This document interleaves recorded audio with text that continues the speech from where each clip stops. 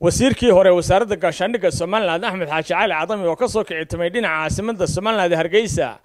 ayaa wuxuu maanta soo gaaray magaalada madaxda gobolka Sanaaga Ceerigaabo waxaana duleedka magaalada Ceerigaabo ku soo dhaweeyay qaar ka mid ah guurtida waxgaradka kale dhalinyarada iyo aqoon-yahanka reer Sanaag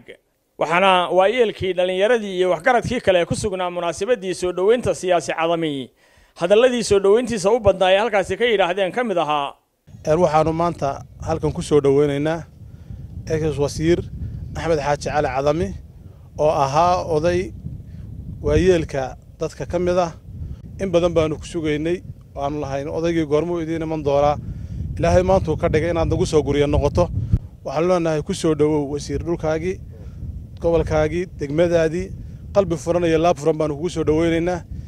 wasiirkii hore wasaaradda gaashaandhigga oo aad wada garanaysaan Axmed Xaaji Cali Cadami oo hadda in doora laga maqnaa oo gobolkan isaga ah iyo degmada iyo dalkuba aad iyo aad ugu xiisooday inuu mar yimaado ayaa maanta aanu halkan ku soo dhaweynaynaa waanuna ku faraxsannahay intii dawladda cusub ay timi ma iman laakiin waagii hore mar walba waa noo iman jiray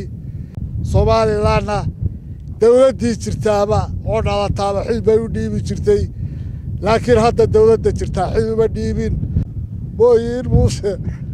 uguuraya inuu la taliyo ka dhigto iyo kale kala garan maayo egas wasiir soo dhawow halkan iyo meelo kaleba waa laga sugayaa insha Allah waana laga soo dhaweyn doonaa wixii wara oo ummadda iyo deegaanka u sidinda insha Allah waa ka sugaynaa mudane wasiir soo dhawow gobolkaagi ku soo dhawow degmadaadii ku soo dhawow dadkaagi u soo dhawow aad baan ugu faraxsanahay soo dhaweyntaada waxaan la qabaa waayeelku hadalka yiraahdeen soo dhaweynta ahaa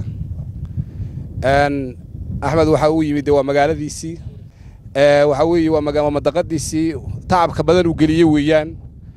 ilaa dhowr iyo 9kii deena waliba waa ogyahay maanta taariikh uma baahna inuu Axmed maanta ka akhrino laakiin waa laga yaabaa in reer galbeedku aad u aqoono reer galbeedku ugu celcelinayna waxaan leenahay asaasayaashii Soomaaliland buu kamid ahaa waxaan insha Allah waxaan hadda rajaynaynaa inuu xog badan iyo waraysi badan oo reer Sanaag guud ahaan uga warbixin doono xaaladda xaadda galbeed ka jirta iyo tan maanta ah iyo siyaasadda maanta Soomaaliland ay marayso iyo halkay marayso in la iska waraysto oo dib la isugu noqdo oo wax la iska weydiiyo waa shay muhiim ah Soomaaliland iyo cid kasta way ogtahay waxa uu yahay waxa uu yimi waa in la wada tashto waa soo dhaweynaa arintaas wixii talo iyo tilmaan ku yeelan hadii ay biiraahdo waa ka geesan doonaa macnaha aanu hadalka wasiirka loogu soo dhaweeyay waxa weeye waa wasiirkii hore waana oday reer Sanaaga isagu waxa weeye hadduu xil hayo iyo haddaan xil hayn buu la soo dhaweynayaa laakiin dadka markay xilka hayaan kaliya la soo dhaweynayo isagu ma laakiin qaar badan oo inta xilka hayaan aanu soo dhaweynayno marka ay ka tagaan aanu dayrin doono baa jira waxaanu soo dhaweynaynaa siyaasi oday tiir dhexaad gobolka Sanaag iyo Somaliland ba ka ah Axmed Xaaji Cali Cadami waxaan leenahay ku soo dhawow gobolkaagii waanu ku tabnay tiridaada wata halkan dhakeetay iminka soo dhawow siyaasi Cadami oo isaguna halkaas ka hadlay ayaa isagoo dayro ka muujiyay siyaasadda Soomaaliland xilligan sheegayna inuu u soconayo sidii looga tashan lahaa waxaadaladiisii ka mid ahaa ala kulli xaal sidaas saaxiibada yiraahdeen waa iswarsanaynaa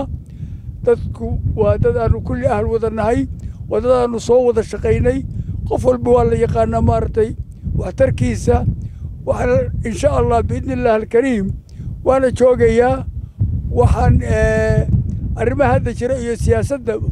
yara murugtay baa la murug bixinayaa waana la isu tagayaa waana laga wada tashanayaa taas waa sidaa weeye madaxda kale oo maqan iyo suudaanka iyo kullina insha Allah mar haddii hawsha halka cusay dhamaatay biidnillah alkariim cidii loo baahdo oo bandaqada